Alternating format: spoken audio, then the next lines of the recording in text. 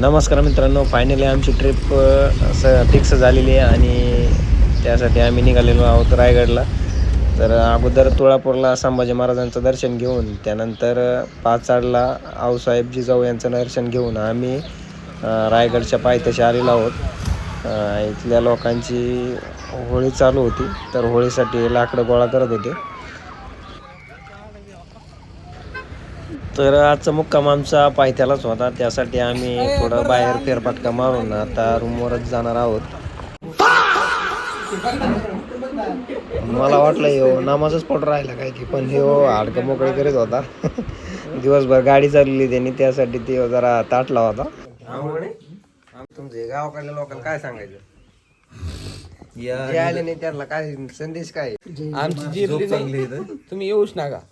तुम्ही शेतीबाडी आपलं करीत बसा. ओके. सोलर फिट कर. रूम एकदम भारी केलती, तर बाहेरचा एकदम टेम भारी होता, पण संध्याकाळ झाल्यामुळे तो आता तुम्हाला दिसू शकत नाही.